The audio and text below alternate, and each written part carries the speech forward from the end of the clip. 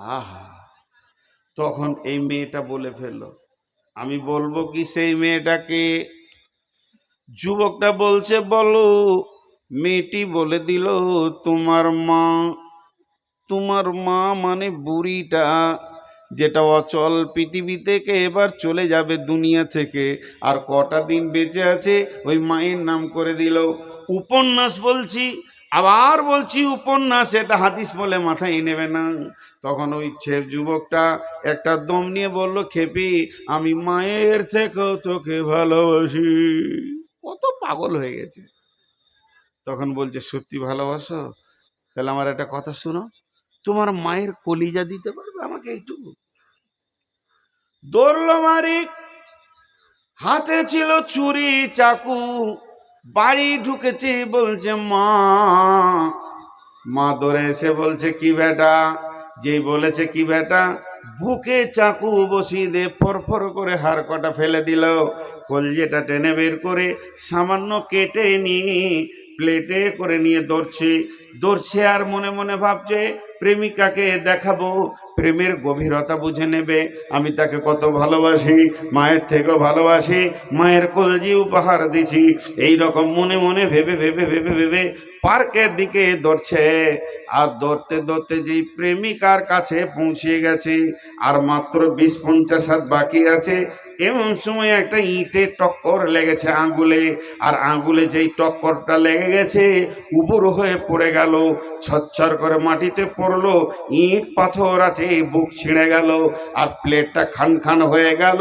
কলিজার টুকরোটাও 20 হাত দূরে পড়লো। ওই কলিজার ভিতর থেকে আওয়াজ আসছে, কলিজার কাটা কাটা কলিজার ভিতর থেকে আওয়াজ আসে, বেটা রে, তোর পায়ে লাগলো নাকি বাবা? এর নাম মা। বেটা, তোর পায়ে লাগলো বাপ, এর নাম মা। মায়ের ঋণ শোধ করতে পারবেন না। আব্বা, আহা, বাপ যে কি গাধার বোঝাবো হয়। শীতে গ্রীষ্মে আমার ছেলে ভালো থাকুক, আমার ছেলে সুখে থাকুক, আমার ছেলে একটা অট্টালিকায় থাকুক, বাজারে যে 1 কাপ চা খাবে না, চা যদি খাই বিস্কিটটা খাবে না, না 8 আনা পয়সা 5 টাকা বাঁচবে, আমার ছেলের কিছু হবে। বাচ্চা ছেলে এটা বুঝে না যে আমার বাপ কিভাবে চলছে, বুঝে না বুঝে না বুঝে না। জি, একটা ছেলে সাইডে কিছু টাকা জমা করেছে, ব্যবসা করে খাবে। এমন সময় ওর বাপ খবর পেয়েছে, আর ওর বাপের একটা অভ্যাস খারাপ, হাতে টাকা আছে নেই, এখনই টাকা দেন নেই, এখনই টাকা দেন নেই, টাকাও রাখতে পারে না, জমা করতে পারে না। ছেলেটা কোনো রকম জমা করেছে। ও খবর পেয়ে গেছে যে আমার বেটার কাছে কিছু টাকা আছে। তখন বেটাকে ডেকে বলছে, খালেক রে, জি আব্বা, তো টাকাটি দে। টাকা দে মানে এবার ওগুলো খাবো, চায়ের দোকানে খালি পুরি খাবো আর বিস্কুট খাবো, তোর টাকা 3 দিনে উড়িয়ে দেব। ছেলে দেখছে এর হাতে তো টাকা দেওয়া যাবে না, মারলে দৌড় রসুলের কাছে। ঘটনা বলছি, এটা গল্প নয়। নবীজির কাছে গেলেন, নবীজিকে দিয়ে বলছেন, রাসূলুল্লাহ, আমার বড় বিপদ হয়ে গেছে। বলে, কি বিপদ? বলে, আমি কিছু টাকা গোপনে জোগাড় করেছি। এই টাকাটা জোগাড় করার পরও আমার বাপ জেনে নিয়েছে আমার টাকা আছে। এখন আমার আব্বা বলছে, বেটা রে, তুই টাকা দে, আমি আনন্দ করব। আমি আপনার কাছে এসেছি, টাকাটা দিব কি দিব না। আয়া রাসূলুল্লাহ, আপনি আমাকে ফয়সালা দেন, আমি যেন টাকাটা রেখে দিতে পারি, না আব্বাকে দিতে হবে। আল্লাহর নবী বলেন, আনতা মালিকা লিআবিকা, তুই তো গোটাই তোর বাপের, তো তোর টাকাও তোর বাপের, অতএব এখানে কিছু বলার নাই। আনতা মালুকা লিআবিকা। বাপ মায়ের সঙ্গে খারাপ ব্যবহার করেন, বাপের ঋণ শোধ করবেন। আমি একটা গল্প বলি, আবার এটা আমার বাপের কাছে শুনেছি। আমার বাপ আমাকে শুনিয়েছে ছোটতে যে বাপ কি জিনিস। আপনাদের গ্রামের নাম হলো যুগর। একটা ছেলের বয়স হচ্ছে 4 বছর, 3 বছর, 3 বছর, ছোট বাচ্চা ছেলে, তোতলা তোতলা কথা বলে, দুটা নাক দিয়ে ফড়ফড় করে পোঁটা আসছে আর ছিঁচছে, জ্বর সর্দি হয়ে গেছে। ছেলেটাকে এমনি করে ধরে সাইকেলের এগুতে বসিয়ে নিয়ে বাইসাইকেল করে চললো। কোথা চললো? সাগর দিঘি। ডাক্তার দেখাতে। রাস্তায় যেতে যেতে একটা পুকুর, পুকুরের ধারে একটা সাদা বক চুপ করে বসে আছে এমনি করে। ছেলেটা বলছে, আব্বাজি ওটা কি? বলছে বক। জি আব্বা কি? বক। আব্বাজি কি? বক। আব্বাজি কি? বক। ছোট ছেলে যেমন বলে এও বলছে, আব্বাও বলে যেছে ডাক্তারখানা চলে গেল। ঘুরে এলো বাড়ি। ছেলেটার বয়স হয়েছে 43। চারটা ছেলের বাপ, ওই পোঁটা পড়াটা। আর যে ওকে নিয়ে গেছিল সাইকেলে করে 43 বয়সের, 40 বয়সের, তার বয়স হয়েছে 83। লাঠি ছাড়া এখন হাঁটতে পারে না, এবার উল্টো গাড়ি ঘুরছে। তখন এই বুড়া বেটাকে ডেকে বলছে, খলিল রে, জি আব্বা, শরীরটা জ্বর জ্বর লাগছে, বাপ আমাকে একবার নিয়ে চো তো সাগর দিঘি, ডাক্তার দেখাবো। গাড়িটাকে ঝাড়লে, এখন হুন্ডার যুগ, পেছনে বসিয়ে দিয়ে গাড়ি স্টার্ট করেছে। ওই পুকুরের পাশ দিয়ে যেছে, হঠাৎ একটা বক দেখে নিয়েছে পেছন থেকে। বুড়া বাপ জিজ্ঞেস করছে, বেটা খলিল এটা কি রে? বক জি আব্বা। কি রে? বক। কি বেটা? বক। কি বেটা? বলছি বক তো van van van van van করছে।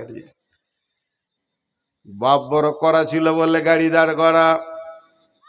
তুই গাড়ি দাঁড় করা, এক চাকা আগে যাবে না।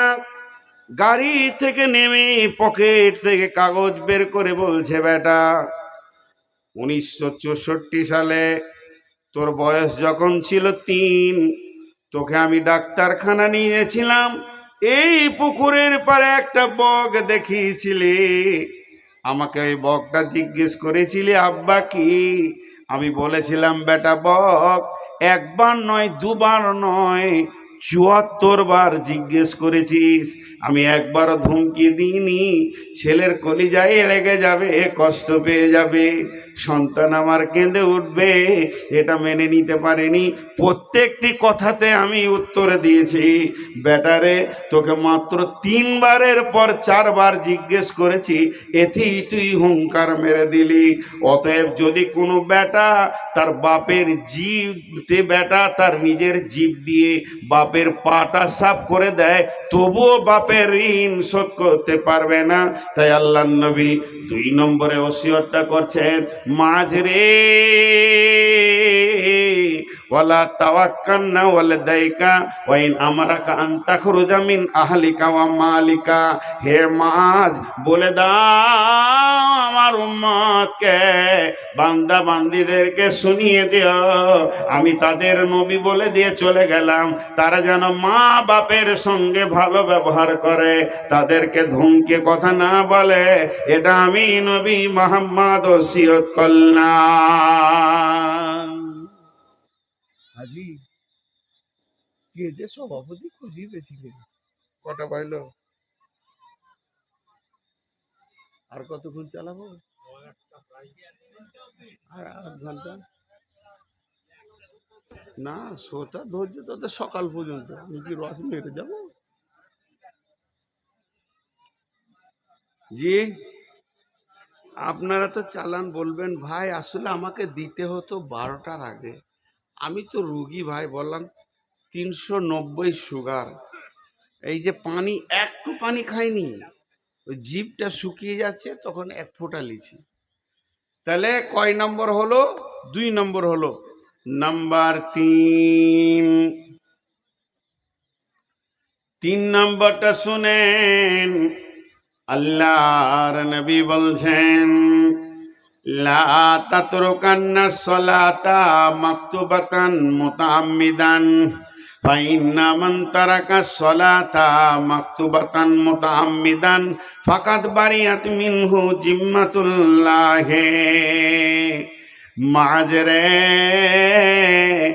আমার উম্মতকে বলে দিও, তারা যেন জ্ঞান বশত সুস্থ মিজাজে জেনে বুঝে ইচ্ছা করে 1 ওয়াক্ত ফরজ নামাজ না ছেড়ে দেয়। যে ব্যক্তি সজ্ঞানে ইচ্ছায় এক ওয়াক্ত ফরজ নামাজ ছেড়ে দিবে, মাত্র এক ওয়াক্ত ফরজ নামাজ ছেড়ে দেবে, ফাকাত বারিয়াত মিনহু জিম্মাতুল্লাহে, ওর সঙ্গে আল্লাহ বান্দা আল্লাহ সম্পর্কটা কেটে যাবে। আল্লাহর কোনো দায়িত্ব ওর উপরে থাকবে না, ওর কোনো দায়িত্ব আল্লাহ নেবেন না। অতএব ফরজ নামাজ যে কোনো হালে যেখানেই থাকি, সফরে থাকে, মাঠে থাকে, ঘাটে থাকে, নামাজ যেন আদায় করে।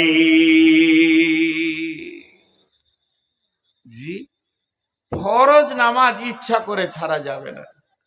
গোটা প্যান্ডেলে লাইট জ্বলছে, মাইক চলছে, শুধু যেখানে লাইটের কানেকশন আছে 1 ইঞ্চি তার নাই, হাফ ইঞ্চি, কোয়ার্টার ইঞ্চি, তাহলে একটাও লাইট জ্বলবে না, চলবে না।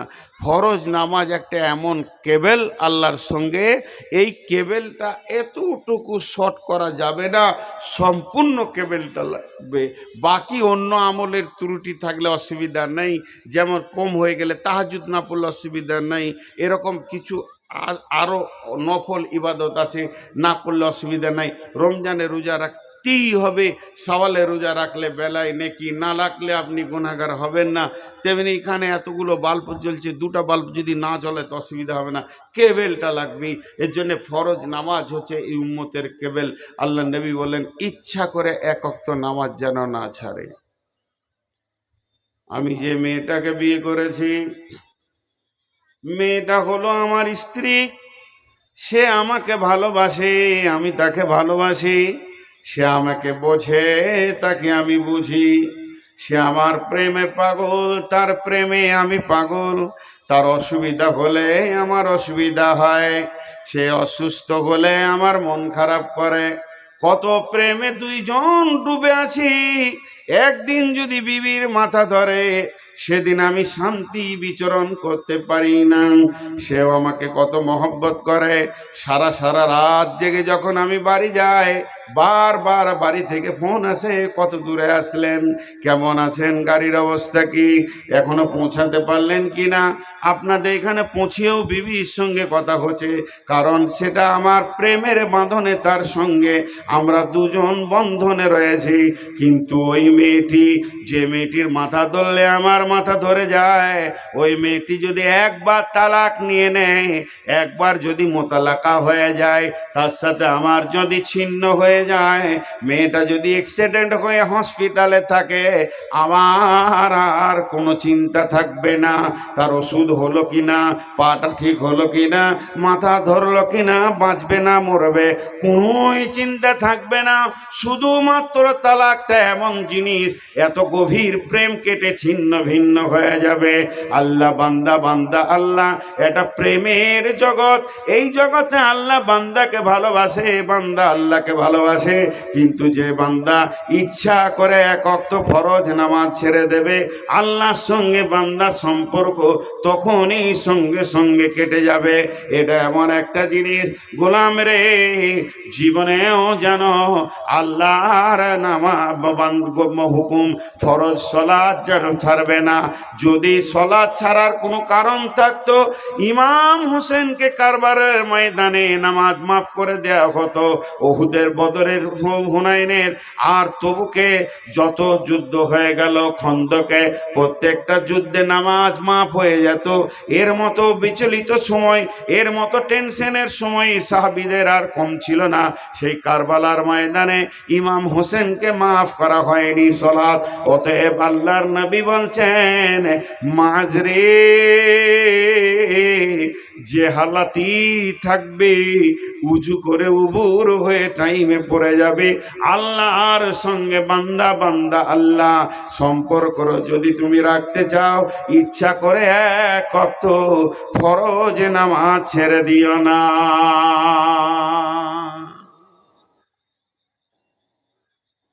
কটা হলো? 9টা? হ্যাঁ, কে বলছে 2টা?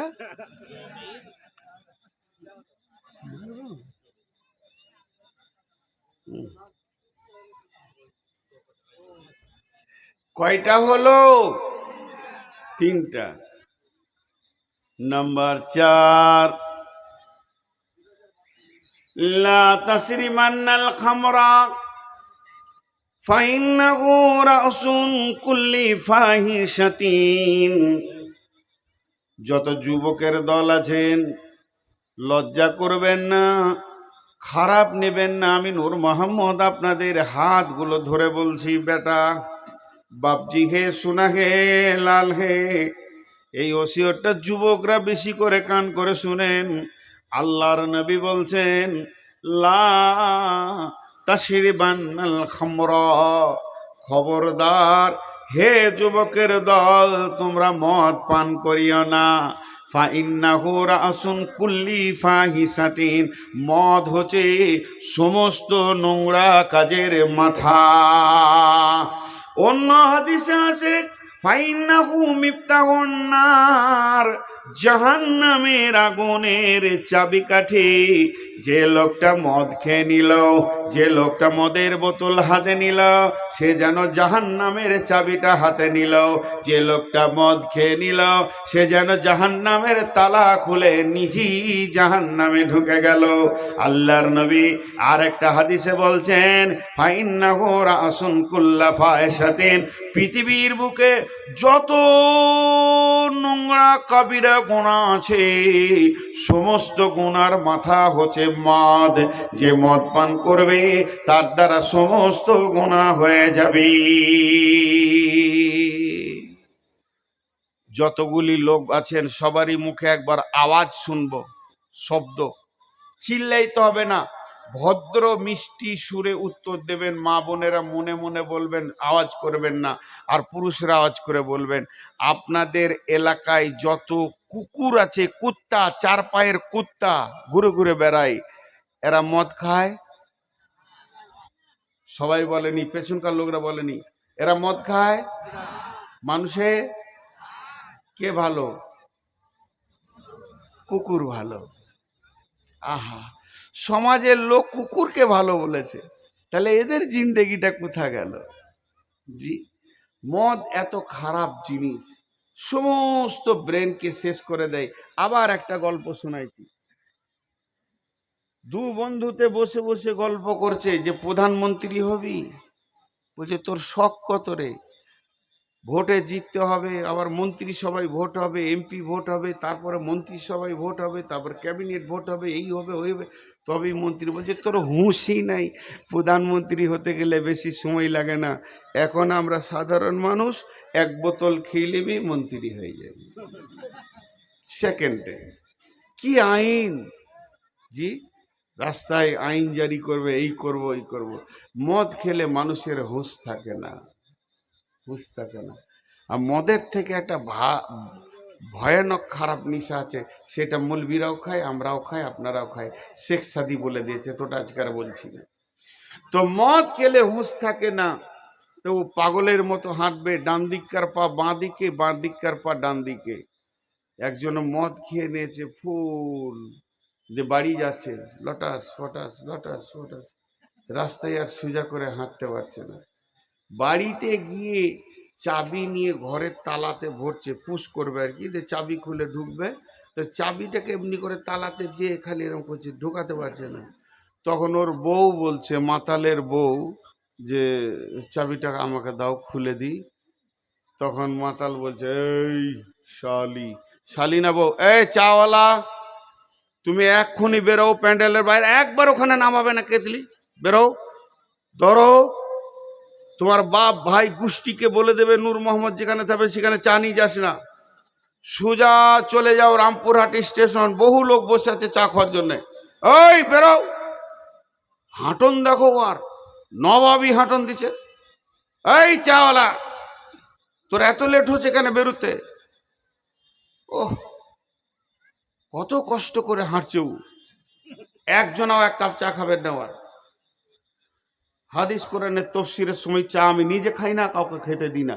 এটা খুব কষ্ট পাচ্ছি বলে আমি জিভটা খাই, স্লিপ করি। তো ও ওর বিবিকে বলছে, শালি, আমি ঠিক আছি, ঘরটা লড়ছে, তুই ঘর ধর। অঙ্ক দেখেন, হিসাব। তখন মাতালের বউ দেখছি যদি ঘরটা না ধরি তো মারবে। মাতাল যখন রিচার্জ করে বউকে, আনলিমিটেড রিচার্জ করে, মারতে লাগলে তো মারবে। তো জানের ভয়ে ঘর ধরে আছে।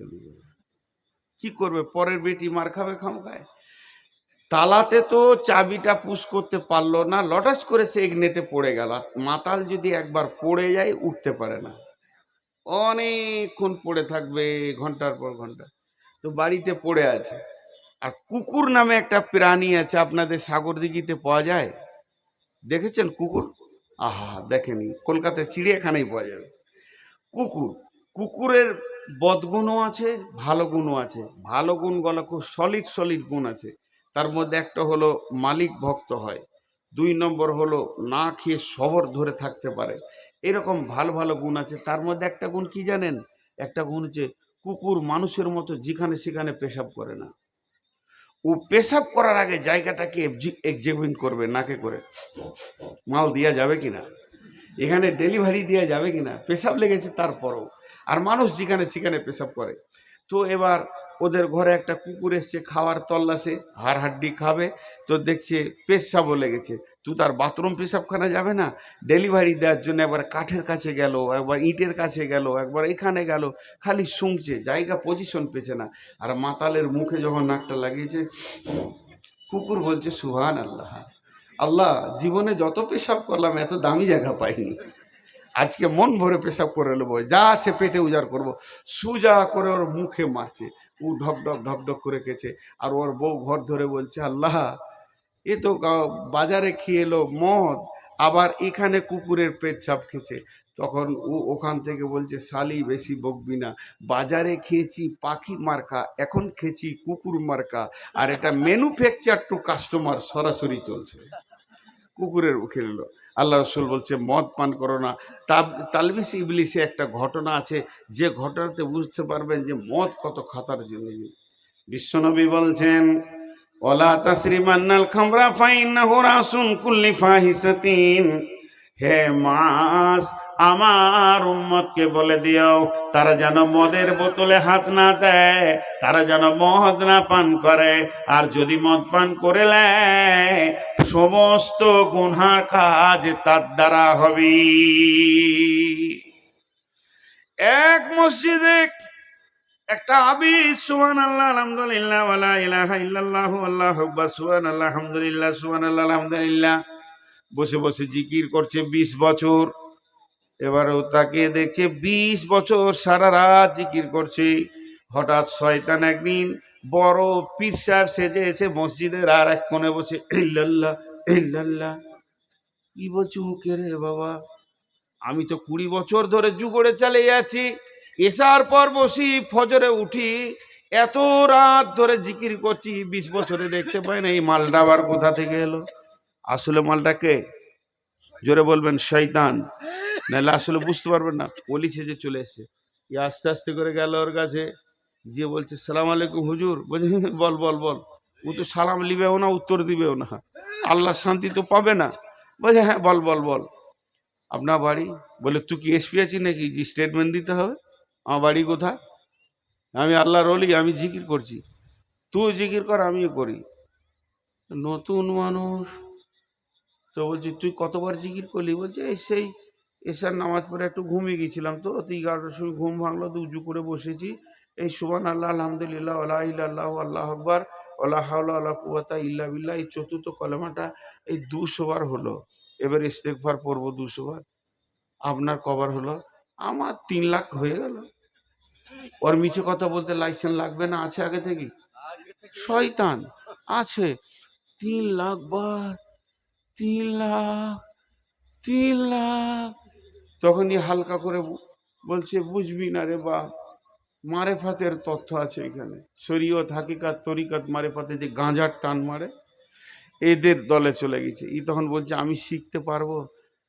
পারবি, শিখতে গেলে খুব কষ্ট আছে, তুই পারবি না। বলে কি করে করতে হবে? বলে তাহলে কোরআনের আয়াত শোন। ই বুঝতে পারছে না যে শয়তান। কোরআনের আয়াত দিয়ে ধ্বংস করছে ওকে। বিসমিল্লাহির রহমানির রহিম, ইয়া আইয়ুহাল্লাযীনা আমানু তুবু ইলাল্লাহি তাওবাতান নাসুহা আসা রাব্বুকুম ওয়া ইউকাফিরু আনকুম। লম্বা আয়াত। হে ঈমানদারেরা, তোমরা তওবা করো, প্রতিজ্ঞাবদ্ধ তওবা। আর তওবা যখন করবে আল্লাহ জীবনের গুনাহ মাফ করে দেবে, মারফাতের দরজা খুলে দেবে। তাহলে তোমাকে তওবা করতে হবে আল্লাহর কাছে। তোমার চোখ দিয়ে পানি আসবে। তখন এই খেপা বলছে, আমি এত তওবা করছি তাও চোখ দিয়ে পানি আসছে না। ই তখন মুচকি হেসে বলবে, আসবে কি করে, আসবে কি করে? তার মতো একটা কাজ করতে হবে, একটা গোনা করতে হবে। আর ওই গোনাটা করার পর যখন তুমি তওবা করবে, তোমার চোখে পানি আসবে। তখনও গাল চুলকাইতে লাগলো। একটা গোনা তো, একটা গোনা করব না, না করি, চোখে যদি পানি আসে ওলি হয়ে যাব, করি। বলছি কি গোনা করব? বলছে তোকে আর কি বলবো, তুই দুর্বল মানুষ। ছোট ছোট গোনা বলি না, ছোট গোনা। তুই এক কাজ কর, ব্যভিচার করতে হবে তোকে। হ্যাঁ, ব্যভিচার, জিনা? হ্যাঁ। বলছি তোর দ্বারা হবে না, মারি ফেলতি, ভাগ, আর আসবি না আমার কাছে। আবার 10 মিনিট পর গিয়েছে, বলছে ওইটা বাদ দে, আর কিছু আছে? বলছে দেখ তুই এলি তো, তোকে সেকেন্ড চান্স দিচ্ছি, আর আসবি না। তাহলে তোকে একটা মার্ডার করতে হবে। মার্ডার? এটা ছোট গুণা। সরে গেল। আবার দেখছি ও চালাইছে জিকে, ইল্লাল্লাহ ইল্লাল্লাহ। তখনই দেখছি যে আমার থেকে তো এগিয়ে গেছে। বলছে আর কিছু আছে? বলছে দান দান 3 দান, এটাই হলো শেষ চান্স। যদি মানবি তো মানবি, নাহলে আমার কাছে আর আসবি না। তোকে জেনা করতে বললাম বললি পারবো না, মার্ডার করতে বললাম বললি পারবো না। তাহলে এখন একটা লাস্ট চান্স দিচ্ছি, 1 বোতল মাল খেতে হবে। খাবি? তাহলে তুই আমার মতো মারেফাতের ফকির হয়ে যাবি। অনেকক্ষণ থেকে ঢোক টোক গিলে বলছি এত রাতে পাবো কোথা? ওর পকেটেই ছিল, বার করে দিয়ে দিলে। মালটাকে, হ্যাঁ ও মাল নিয়ে গেছে। দিয়ে ও এটাকে ঢক ঢক ঢক ঢক করে খেয়ে নিল। দেখলা যে এখন মারেফাতের দরজা যদি খুলেই যায় তাহলে খায়। যখনই খেয়ে নিল, কাম রিপু শেখ টনটনে হয়ে গেল, পাগলের মতো করছে মসজিদের ভিতরে। ও ভাবছে নিশাটা কেটে যাবে ফজরের আগে, কিন্তু পাগলের মতো যখন করতে লাগলো, শয়তান টুক করে তখন উঠে গেল, জিকির করা ছেড়ে দিলে। মসজিদ থেকে বেরিয়ে গিয়ে ওই গ্রামের ভিতরে 7 ভাইয়ের একটা বোন, 7 ভাই গুন্ডা ডাকাত, বিরাট বড় এলাকায় ডনগিরি করে। তাদের একটা চাঁদের সোনার বোন। 7 ভাই যেন ওই বোনটা সকাল বেকার গালে চুমা দেয়, এত ভালোবাসে। সেই বোনটাকে রাত্রিবেলায় শয়তান কোলে করে তুলে নিয়ে এলো বিছানা থেকে তুলে নিয়ে এসে ওই আবেদের কাছে দাঁড় করিয়ে দিল। আর শয়তান নিজের হাতে ওর শরীরে যত কাপড় ছিল খুলে দিল। ই তখন সেক্সে আছে, এর ঘরে আছে, মদের চাপে আছে। রিপু যেন উত্তেজ হয়ে গেছে, মসজিদের ভিতরে মেয়েটাকে নিয়ে উবর হয়ে পড়ে গেল। যখন স্খলন হয়ে গেল, শক্তি কমে গেল, সঙ্গে সঙ্গে নিশা কাটতে শুরু করেছে। তখন শয়তান বলছে, আবে রে, তুমি মসজিদে মদ পান করে 7 ভাইয়ের এক বোনকে নষ্ট করে দিয়েছো, মসজিদও নষ্ট হয়ে গেছে। এখন তোমার বাঁচার উপায় কি? ওদের ভাই যদি জানতে পারে এখনই তোমাকে মেরে শেষ করে দিবে। তার আগে একটা সহজ বুদ্ধি দিচ্ছি, শুনে লাও। শয়তান কিভাবে ওকে খারাপ করছে। এ দেখো আমার কাছে চাকু রয়েছে, মেয়েটাকে আমি ধরছি, তুমি কেটে ফেলে দাও। আর 2 জনাতে তুলে নিয়ে গিয়ে নদীর ধারে পুঁতে দিব পাঁকে। এই বড় করে কেটে দিল, নদীর ধারে পাঁকে পুঁতে দিল। এবার আবেদ বলছে কি করব কি করব, আমার দ্বারা মদ খাওয়া হলো, জিনা করা হলো, আমার দ্বারা মার্ডার করা, 3টে কাজ হয়ে গেল। কোন দিকে যায় কোন দিকে যায়? পালাবার অনেক রাস্তা করছে, রাস্তা ব্রেনে আর আসছে না। কিন্তু ওই শয়তান গভীর রাত্রিতে ওই 7 ভাইয়ের এক ভাইয়ের দরজায় গিয়ে ধাক্কা মেরে দিয়ে বড় ভাইকে উঠিয়ে দিয়ে গায়েবী ভাবে আওয়াজ করছে, এ অমুকের বোন, অমুকের ভাই, বিছানায় গিয়ে দেখ তোর বোনটা না, নাই। ওই বোনটা নদীর ধারে পাঁকে পোঁতা আছে বাবলা গাছের নিচে।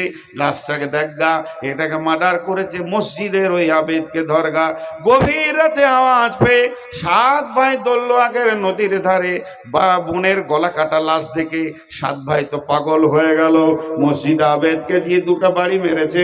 মুখ দিয়ে খুলে গড় গড় করে বলে দিল, আমি মদ খেয়ে বেবিচার করে ফেলেছি, তারপরে মার্ডার করে দিয়েছে, আমার হুঁশ ছিল না। 7 ভাই মারতে মারতে ওকে লাশ বানিয়ে দিল। নাপাক হালাতে মসজিদকে নাপাক করে মদ পেটে করে বেবিচার জেনা করে মার্ডার করে জাহান্নাম চলে গেল। অতএব আল্লাহর নবী বলছেন, মাঝরে লা তাসরিবান্নাল খামরা ফাইন্নাহু রাসুন কুল্লা ফাহিশাতিন। হে মদ, খবরদার তোমরা মদ পান করবে না, আর মদ হলো সমস্ত গুনার মাথা। ওই লোকটা যদি প্রথমে মদটা না পান করত, বাকি 2টা কাজ করত না। এর মাঝে একটা কথা বলছি, রাজনৈতিক দলের দিকে তাকিয়ে দেখেন, তাতে সিপিএম ছিল যখন, তৃণমূল এখন আছে, আর যে কোনো রাজনীতিকে দেখবেন কংগ্রেস যুবকদেরকে প্রথমেই মদের বোতল হাতে গোপনে ধরিয়ে দেবে, তাদের চরিত্রকে লুটে নেবে, আর এর বউকেও গাড়ি করে ঘুরবে, ওর বউকেও গাড়ি করে ঘুরবে, আর এমনি টনটনে ঘুরে বেরিয়ে রাজনৈতিক নেতারা জানে যুবকদেরকে পাগল করা যায় মেয়ে দিয়ে আর মদ দিয়ে। আল্লাহ রসুল বলছেন, লা তাসরিবান্নাল খামরা, মাঝরে জীবনে মদ পান করিও না, ফাইন্নাহু রাসুন কুল্লি ফাহিশাতিন, মদ হতে সমস্ত খারাপ কাজের মাথা। মিনাল জিন্নাতি ওয়ান নাস, এই কথাটা যদি ব্যাখ্যা করা যায়, এই দলে রাজনীতি নেতারা পড়বে, নেতারা ভালো ভালো চরিত্রবান ছেলেদেরকে একদম শেষ করে দিচ্ছে। ও ডিগ্রিওয়ালা ছেলেদেরকে আগে মদের বোতল ধরিয়ে দিচ্ছে, আর অমুকের বউকে নিয়ে ছবি তুলতে হবে, আবার দিয়ে আসগা। এই করতে করতে চারিদিকে গোলমাল লাগিয়ে দিয়ে রাজনীতি খেল চলছে। ওই জন্য আল্লাহ রসুল হুঁশিয়ারি করে দিলেন। ক নম্বর বলা হলো, ওয়াইয়াকা ওয়াল মাসিয়া ফাইন্না বিল মাসিয়াতি হাল্লুন সাকাতুল্লাহি। মুআয রাদিয়াল্লাহু তাআলা আনহুকে আল্লাহর নবী বলছেন, মাজরি, যে এলাকায়, যে গ্রামে, যে বস্তিতে, ভালো করে বুঝবেন, একবার বলবো এটা, 2বার বলবো না। যে এলাকায়, যে গ্রামে, যে বস্তিতে, যে এলাকায়, যে গ্রামে, যে বস্তিতে কাবিরা গোনা প্রকাশ্যভাবে চলবে, কাবিরা গোনা প্রকাশ্যভাবে চলবে, রাজপথের ধারে লুডু চলবে, তাস চলবে, দাবা চলবে, রাজপথের ধারে চলবে জেনা ব্যভিচার সুদ প্রকাশ্য চলবে। আর ওই সময় যদি লোক চুপ করে বসে থাকে, কিছুই না বলে, আল্লাহ এলাকাকে ধ্বংস করে দিবি।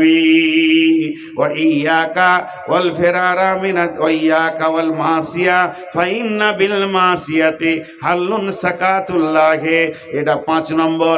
যে বস্তিতে তুমি হাঁটবে, দুধারে দেখবে কাবিরা গুনাহ চলছে, প্রতিবাদ করার কেউ নাই, তখন তুমি জেনে নাও কিয়ামত কাছিয়ে গেছে। ইমাম মাবিয়া যখন মসজিদে নববীর ইমাম হলেন, একদিন জুমার খুতবা দিচ্ছে। খুতবার বিষয়বস্তুটা হচ্ছে, বাইতুল মাল আমার ব্যক্তিগত মালের মতো, যা মন যাবে তাই করব, তোমরা পূজারা কেউ কিছু বলতে পাবে না। শুধু একটা জুমাই খুতবা দিল। খুব কঠিন মানুষ ছিলেন, শক্ত মানুষ ছিলেন, হুঙ্কারওয়ালা ব্যক্তি ছিলেন। দ্বিতীয় জুমা উঠে আবার ওই একই বক্তব্য দিলেন, বাইতুল মাল আমার মাল, এ ব্যাপারে তোমাদের কোনো কমান শোনা হবে না, কথা বললে একদম শেষ করে দেব, যা মন যাবে করব। দ্বিতীয় জুমা চলে গেল। তৃতীয় জুমা আবার ওই রকমই মুখ খুলেছে, বাইতুল মাল আমার নিজের মালের মতো। এই 2-3 কাতার একটা লোক বসেছিল, গ্রামের লোক, ওই পাড়াগাঁ থেকে এসেছে, ওখানে জুমা পড়ে, ওই জায়গায় কন্টিনিউ জুমা পড়ে, ঝাগড়া চুল, মাথায় তেল নাই, এত অভাবী, সব দিন খেতে পায় নাই। সে জুমাতেই দাঁড়িয়ে গেল, দাঁড়িয়ে এরকম আঙুল তুলে বলছে, ইমাম মাবিয়া, আর একবার যদি আপনি বাইতুল মাল আমার মাল বলেন, আমি একাই জিহাদ ঘোষণা করলাম, আপনার জিভ ছিঁড়ে বের করে নিব। আর একবার যদি বাইতুল মাল আপনি নিজের মালের মতো ব্যবহার করব যদি বলেন। ইমাম মাবিয়া মিম্বার থেকে নামলো, লোকটাকে বুকে জড়িয়ে ধরে দুই গালে চুমা দিল। চুমা দেওয়ার পর বলছে, ভাই, আমি নবীজির কাছে শুনেছি যখন বাইতুল মালের অপব্যবহার চলবে, মানুষ স্বাধীনভাবে ব্যবহার করবে, কোরআন হাদিসের নীতি মানবে না, রসুলের নীতি মানবে না, তার প্রতিবাদ করার কেউ থাকবে না। তো জেনে নাও ওই বাদশাও জাহান্নামে যাবে আর এলাকাটাও ধ্বংস হয়ে যাবে। বাইতুল মালের অপব্যবহার হলে আল্লাহ সেখানে রেগে যান। অতএব আমি প্রথম জুমাতে টেস্ট করেছিলাম, এক সপ্তাহ কোনো লোক প্রতিবাদ করেনি, আমি এক সপ্তাহ রাতে ঘুমাতে পারিনি। আমি দ্বিতীয় জুমাতে বললাম, তখনও কেউ প্রতিবাদ করেনি। আজকে 15টা রাত আমি ঘুমাইনি। আজকে আমি উঠলাম আর প্রতিবাদটা তুমি করলে, এখন আমি বুঝে নিলাম সেই জাহান্নামী বাদশাটা আমি নয়।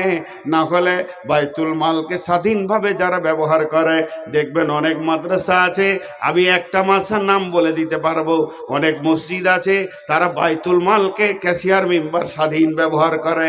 এটা করা যাবে না। শরীয়তের দৃষ্টিতে ব্যবহার করতে হবে, আলেমের পরামর্শে ব্যবহার করতে হবে। তারা একটা হাদিস জানে না, কোরআন জানে না, অথচ মাদ্রাসা শিক্ষকদের পরামর্শও নেয় না, নিজের স্বাধীন ব্যবহার করে। বিশ্ব নবী ফয়সালা টেনে দিয়েছেন। তা আল্লাহর নবী ঠিক বললেন, যখন তুমি দেখবে পূব দিকে কালো মেঘ উঠেছে তখন বৃষ্টি হবে, এটা যেমন নিশ্চিত।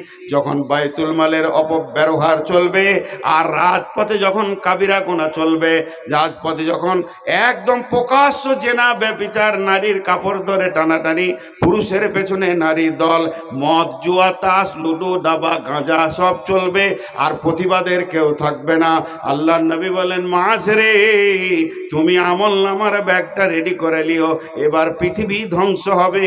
তোমাকে জান্নাতে যদি যেতে হয় আমার উম্মতকে বলে দিও, কালো মেঘ উঠলে মানুষ যেমন ধান গম শুকাতে দিলে তুলে নেয়, গুটিয়ে নেয় যাতে ভিজে না যায়, ঠিক ওই রকম তুমিও আখেরাতের জন্য তৈরি হয়ে যাও, আল্লাহ এলাকাকে ধ্বংস করবে। 6 নম্বরে আল্লাহর নবী বলছেন, ওয়াইয়াকা ওয়াল ফিরারা মিনাজ জাহফি ওয়া ইন হালাকান নাস। এটা বিশ্ব নবী বলেছেন, এটা বিশ্ব নবী বলেছেন, এটা বিশ্ব নবী বলেছেন। নবী মুহাম্মদুর রাসূলুল্লাহ সাল্লাল্লাহু আলাইহি ওয়াসাল্লাম বলেছেন। আর এই আইনটা সারা পৃথিবীকে মেনে নিতে হয়েছে। বিশ্ব নবী বলছেন, মাঝ যখন জিহাদের ময়দানে নেমে যাবে, চলছে রানিং মহারা, রানিং জিহাদ চলছে, তোমার সামনে কদমে জান্নাতের দরজানো হু হু করেছে আর হুর পরীরা তোমাকে হাতছানি দিয়ে ডাকছে, তবে পেছন দিকে তুমি পা বাড়াবে না, পেছন দিকে জাহান্নাম দাও দাও করে জ্বলছে। জিহাদের ময়দানে যখন তুমি নেমে যাবে, একদম রানিং জিহাদে নেমে যাবে, তোমার সামনে কদমে জান্নাত থাকবে, পেছন কদমে জাহান্নাম থাকবে। আল্লাহর নবী বলছেন, ওয়াইয়াকা ওয়াল ফিরারা মিনাজ জাহফি, জিহাদের ময়দান থেকে খবরদার তুমি পালাবে না। ওয়াইন হালাকান নাস, তোমার সমস্ত সাথী যদি রক্ত মাখা পড়ে থাকে শহীদ হয়ে, তুমিও ওদের দলের নামটা লিখিয়ে দাও যে শহীদ হয়ে যাও, তবু পেছন ফিরে পালায়ো না, মাঝ পালায়ো না, আল্লাহ নারাজ হয়ে যাবে। কারণ তুমিও শহীদ হয়ে যাও, তুমিও আল্লাহর কাছে চলে যাও। এটা হলো 6 নম্বর, খবরদার তুমি ওখান থেকে পালাবে না। ওয়াইয়াকা ওয়াল ফিরারা মিনাজ জাহফি ওয়া ইন হালাকান নাস। 7 নম্বর আল্লাহর নবী বলছেন, ওয়াইয়াকা ওয়াল ফিরারা মিনাজ ওয়া ইন আসাবান নাসে মাউতুন আনতা ফীহি ফাসবুত ওয়া ইন আসাবান নাসে মাউতুন ওয়া ইন আসাবান নাসে মাউতুন আনতা ফীহি ফাসবুত। এই আইনটাও আল্লাহ একবার দেখিয়ে দিলেন। আল্লাহর নবী বলছেন, মহামারী কখন কখন এসে যাবে, কখনো কলেরা আসবে, বসন্ত আসবে, কখনো আর কিছু আসবে, দল দল খালি লাশ বেরোবে, সকাল বিকাল মানুষ মরে যাবে। আল্লাহর নবী বললেন ওয়াইন আসাবান নাসি মাউতুন আনতা ফীহি ফাসবুত, তখন তুমি সফর বন্ধ করে দাও, ঘরের মধ্যে বসে যাও। তবে জেনে নাও মহামারী তোমার মতের মালিক নয়, তোমার মতের মালিক হলো আল্লাহ। করোনা চলে এলো, করোনায় যদি মতের মালিক হতো, যে লোকগুলো মরেছে এরাই কি করোনা হয়েছে? তাদের পাশে পাশে আমি ঘুরলাম, আমার কেন হলো না? আমি একটা রানিং করোনার রোগীর গায়ে হাত দিয়ে দোয়া করে আসলাম। রাতের গোপনে গেলাম, সেখানে যেতে পারি না, মসজিদের চাপে পড়ে গিয়ে অনেক ঋণ হয়ে গেছে আর জালসাও বন্ধ, কি করে মসজিদের ঋণ শোধ করবো? দৌড়ে চলে গেলাম পূর্ব বর্ধমান কাটোয়া, সেখানে শুনছি করোনা হয়েছে, 3বার টেস্টে ধরা পড়েছে। তাকে গিয়ে বললে হুজুর আমার ভাইয়ের জন্য দোয়া করেন। বললাম ডেকে দেন। তার গায়ে হাত বোলাতেছি, হুজুর আমার গায়ে হাত দিবেন না। বলে না, আল্লাহ তাবারাক তাআলা পৃথিবী সৃষ্টি হওয়ার 50,000 বছর পূর্বে আমার মওতের ডেট লেগেছে এবং কিভাবে আমি মরবো সেটাও লেখা হয়েছে। তুমি আমার মওতের মালিক নও, কোনো মহামারী মওতের মালিক নয়। তবে আল্লাহর নবী সফরটাকে বিরত করে দিয়েছে। এই গাঁয়ের লোক ওই গাঁ যাবে না, ওই গাঁয়ের লোক এই গাঁ আসবে না, এটা আল্লাহর নবী বলছেন। ওয়াইন আসাবান নাসি মাউতুন আনতা ফীহি ফাসবুত, যখন দল দল নাস বেরিয়ে যাবে, যদি মহামারী এসে যায়, তুমি নিজের জায়গাটাকে আঁকড়ে ধরে বসে থাকবে, সফর বন্ধ করে দিবে। এটাও সারা পৃথিবী মেনে নিয়েছিল যে একমাত্র করোনাকে রোখার রাস্তা হচ্ছে সবাই সফর বন্ধ করে দিয়ে নিজের জায়গায় বসে যাও। এই যে আল্লাহর নবী বহুত দিন আগে বলে গেছেন। এটা 7 নম্বর।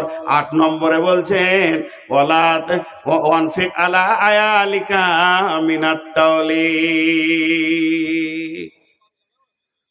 7টা বলা হলো। 1 নম্বরে শিরক করিও না, 2 নম্বরে মা বাপকে কষ্ট দিও না, 3 নম্বরে নিজের সন্তান 3 নম্বরে খবরদার ফরজ নামাজ ছেড়ে দিও না, 4 নম্বরে মদ পান করবে না, 5 নম্বরে যে এলাকায় আল্লাহর নাফরমানি চলবে সে এলাকাকে ধ্বংস করবে, 6 নম্বরে যুদ্ধের ময়দান থেকে পালাইও না, 7 নম্বর হচ্ছে মহামারী হলে জায়গা ছেড়ে পালিয়ে যেও না। আর 8 নম্বরটা কি বললেন আল্লাহ নবী? ও আনফিক আলা আয়ালিকা মিনাত তাওলিক। এখানে মা বোনেরা রেডি থাকেন, যদি দেশি মুরগি ডিম থাকেন তা আমাকে 4টা করে দিয়ে পাঠাবেন। আমার তো বেটি আজকের জন্য আপনারা বাপ চাইছি, একটা লাইসেন্স দিব আপনাদেরকে, এত দামি লাইসেন্স দিব, খুশি হয়ে 4টা করে ডিম দেবেন সবাই, যেন 2 বছর ধরে খায়। দেখেন না, এটা তর্জমা করলে মেয়েরা খুশি হয়ে যাবে। আল্লাহ নবী বলছেন ওয়ানফিক আলা আয়ালিকা মিনাত তাওলিক, হে পুরুষের দল, তোমার অধীনস্থে যারা খায়, তোমার বাপ ভাই বোন বেটি বিবি, একমাত্র বিবি তোমার অধীনস্থে রয়েছে, তোমার যেমন ইনকাম তেমনি বিবির পেছনে খরচা করো, বখিল হয়ে যেও না। তোমার প্রতিদিনের যেমন ইনকাম, মাসে যেমন ইনকাম, ওই রকম বিবির পেছনে খরচা করবে, বখিল হয়ে যাবে না। ওই মেয়েটাকে 16, 17, 18 বছর পর্যন্ত আব্বা মা কলিজা খাইয়েছে, ভালো ভালো ফল খাইয়েছে, এত সুন্দর করে তোমার কোলে তুলে দিয়েছে, যেদিন ব্যবহারের যোগ্য হয়েছে সেদিন তোমাকে দিয়েছে। আর তুমি কত হার কিপটে মাল, এখন আঙ্গুর যেন বাজারে থোকা থোকা রয়েছে, গোটা সিজন পেরিয়ে গেল, তুমি কিনে খাওয়ালে না। এজন্য বিশ্বনবী বলছেন ও আনফিক আলা আয়ালিকা মিনাত তাওলিক, তোমার যেমন ইনকাম আছে অধীনস্থদেরকে অমনি খাওয়াও। মা বোনেরা লাইসেন্সটা নিবেন, ভালো করে আঁচলটা পাতেন, বেঁধে নিবেন। দিয়ে দিচ্ছি হাদিস থেকে। আল্লাহ রসুলের চাচার নাম ছিল আবু সুফিয়ান। আল্লাহ রসুলের চাচার নাম ছিল আবু সুফিয়ান। যে মাবিয়ার কথা বললাম ওর বাপ আবু সুফিয়ান, আর মাবিয়ার মায়ের নাম হচ্ছে হিন্দা। হিন্দা রসুলের চাচাকে কলিজাকে চাবিয়ে খেয়েছিল, পরে তৌবা করে ঈমান এনেছিল, আর আবু সুফিয়ানের সাথে বিয়ে হয়ে গেছিল। যে হিন্দা রসুলের চাচার কলিজা চাবিয়েছে, ওই হিন্দা রসুলের আরেক চাচাকে বিয়ে করে রসুলের চাচি হয়ে গেল। যখন রসুলের চাচি হলো, হিন্দা খুব উদার মেয়ে ছিল, খাওয়া দাওয়া চলাফেরা কোনো কুঞ্জুসি ছিল না। তা রসুলের যে চাচার সঙ্গে বিয়ে হয়েছিল ওইটা একটা হাড় কিপটে মাল, সে হচ্ছে আবু সুফিয়ান। হাড় কিপটে মাল, একবারে ভালো খাবার ঘরে হয় না।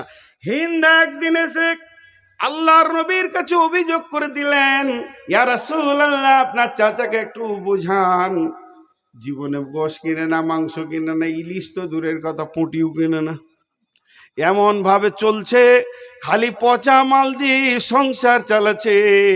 নবীজি বললেন, এ আমার চাচি, বোখালতি এমন একটা রোগের কোনো মেডিসিন নাই।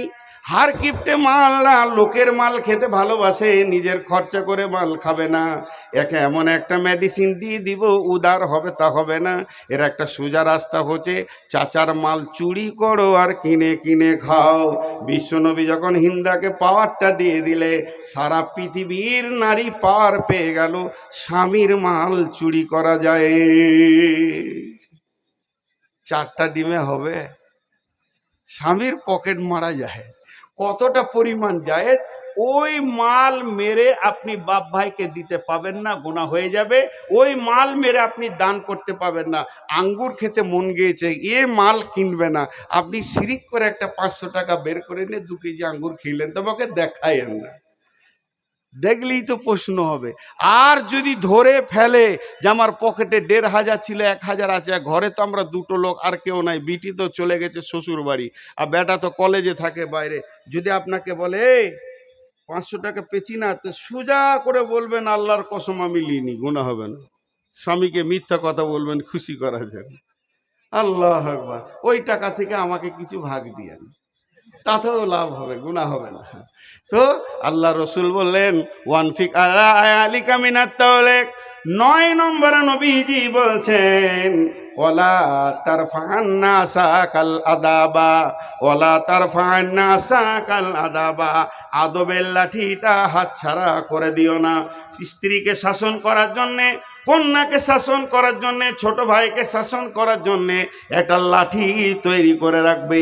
যে ঘরে আদবের লাঠি থাকে, ওই ঘরে আল্লাহর রহমত বর্ষণ হয়। যেমন তুমি খাবে রাজার ভোগ, তেমনি দেখাবে তুমি বাঘের চোখ। কারণ তোমার অধীনস্থে যারা রয়েছে, এরা শরীয়তের বাইরে গেলেই তুমি ধুমকাবে, তুমি শাসন করবে। এটা আল্লাহ বলছে, আল্লাহ রসুল বলছেন, ওলা তারফানা আসাকাল আদাবা। 9টা হয়ে গেল। 1 নম্বরে শিরক করিও না, 2 নম্বরে মা বাপকে খবরদার কষ্ট দিও না, 3 নম্বরে জেনে বুঝে ফরজ নামাজ ছাড়বে না, 4 নম্বরে মদের বোতল ধরবে না, 5 নম্বরে হলো যে গ্রামে, যে এলাকায়, যে বস্তিতে আল্লাহর নাফরমানি চলবে, আল্লাহ ধ্বংস করবে। 6 নম্বরে হলো খবরদার জিহাদের ময়দান থেকে পালাবে না, জিহাদের ময়দানে তুমি শহীদ হয়ে যাও। 7 নম্বরে হলো যখন মহামারী এসে যাবে, তুমি নিজের জায়গায় নিজেই চুপ করে বসে যাবে। তবে এটা ঈমান রাখবে না যে মহামারী তোমাকে মেরে দেবে, মতের মালিক হলো আল্লাহ। 8 নম্বরে হলো তুমি যেমন ইনকাম করবে, বিবির পেছনে খরচা করো।